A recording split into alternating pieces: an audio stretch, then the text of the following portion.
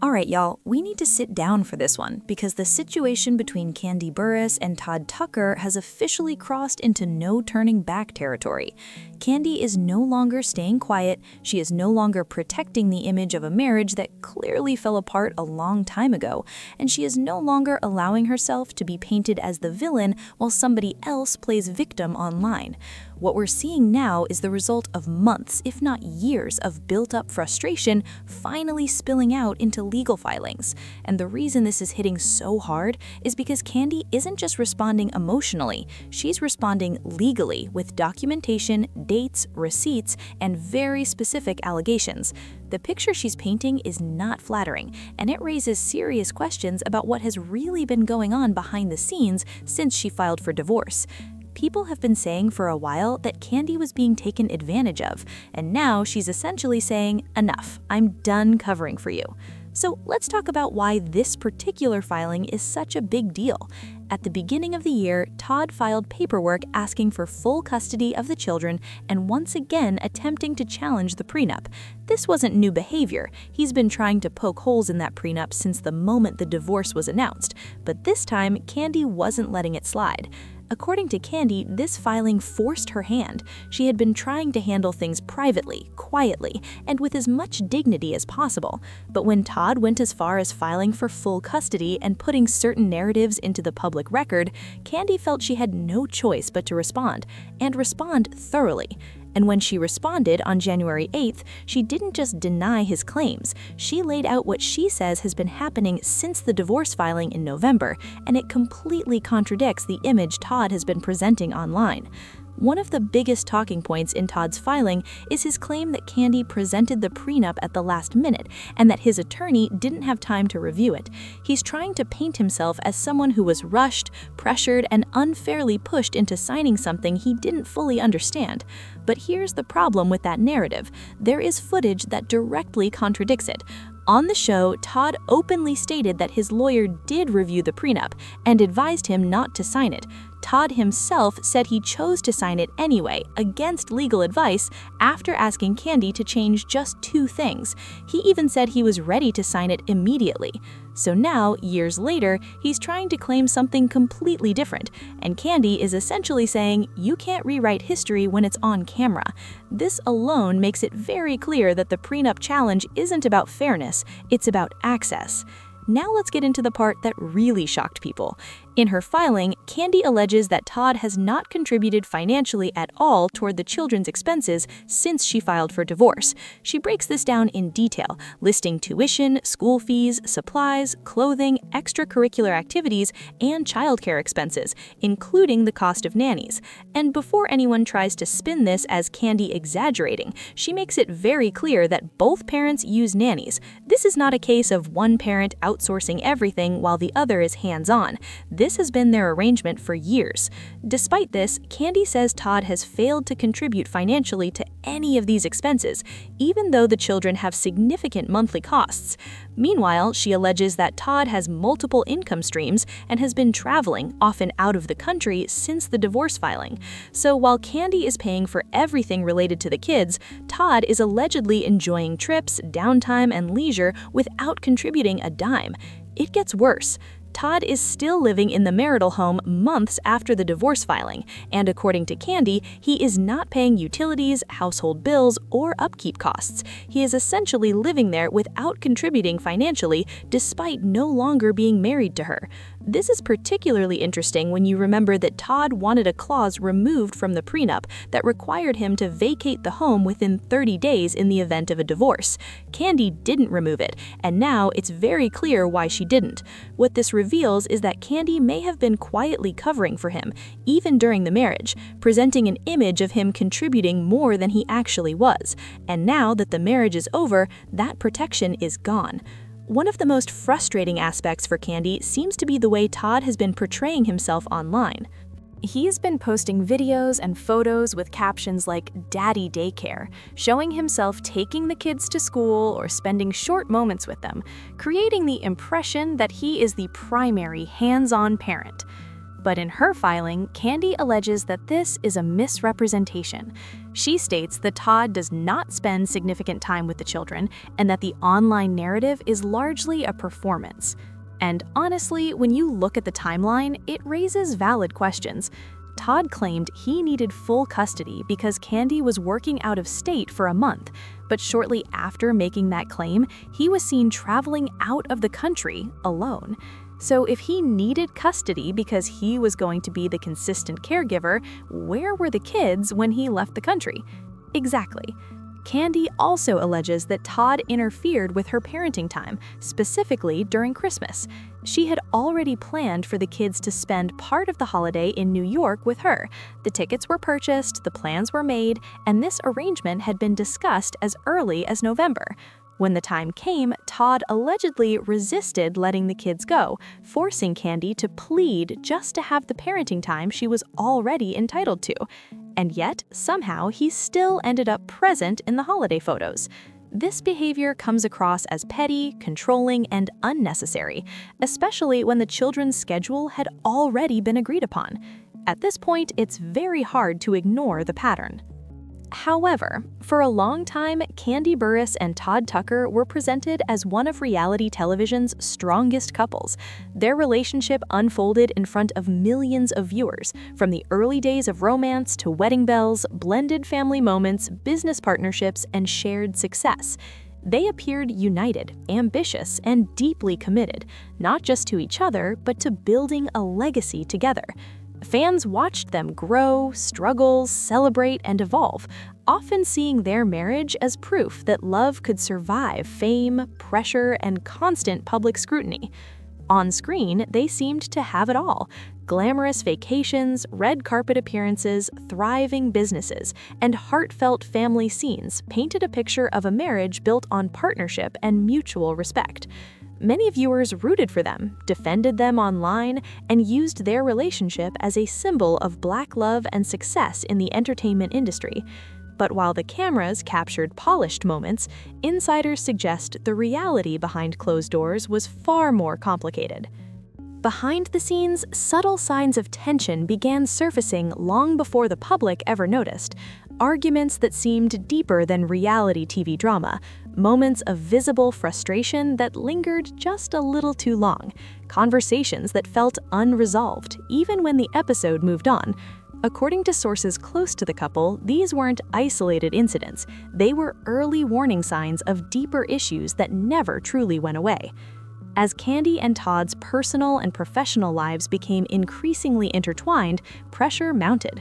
Running businesses together, managing family responsibilities, and maintaining a public image under constant scrutiny created an environment where even small disagreements could spiral into major conflicts. Where private couples might resolve issues quietly, Kandi and Todd were expected to work through theirs on camera, often without the space or privacy necessary for real healing. Over time, that pressure reportedly began to wear Kandi down. Friends and insiders say one of the biggest challenges Kandi faced was feeling unheard. Known for her strong personality and sharp business instincts, Kandi is not someone who shies away from difficult conversations. Yet sources claim that despite multiple attempts to address her concerns, she often felt dismissed or emotionally unsupported. The imbalance between public perception and private reality became increasingly difficult to reconcile. This disconnect only deepened as rumors of alleged affairs began circulating. While never publicly confirmed, the whispers were persistent enough to cause real damage. According to insiders, Kandi became increasingly aware of behaviors that didn't sit right with her. Subtle changes in Todd's routines, late-night outings, secretive phone behavior, and unexplained absences that sparked suspicion and emotional unrest.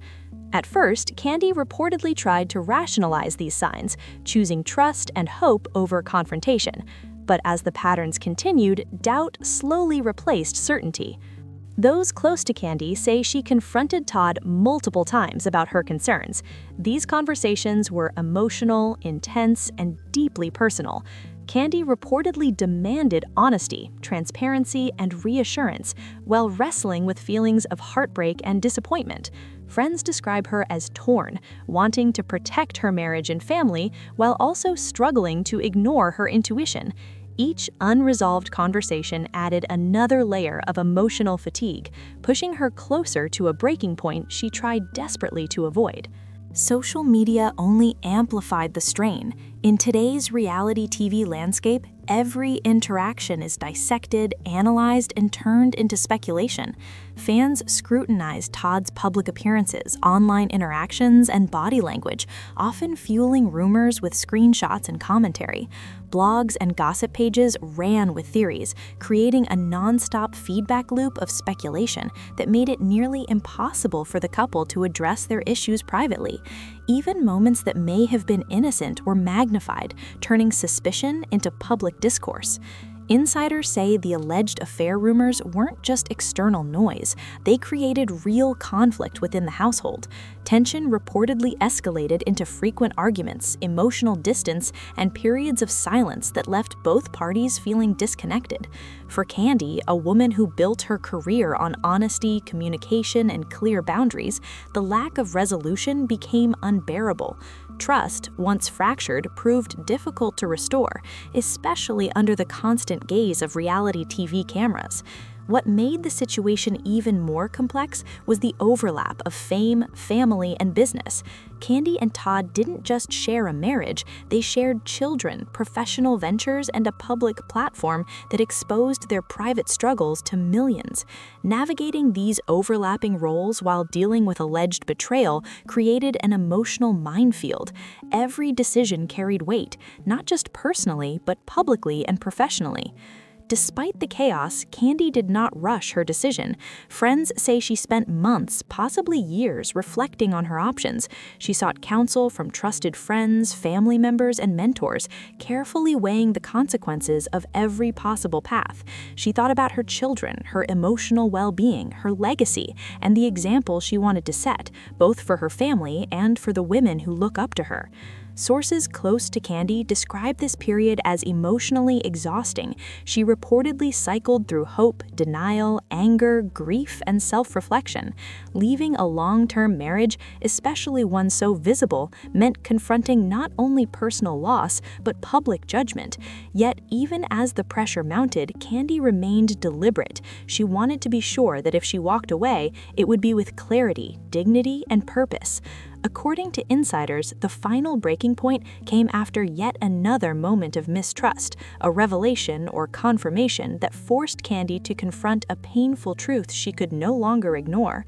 Whether it was a specific incident or simply the cumulative weight of unresolved issues, something shifted.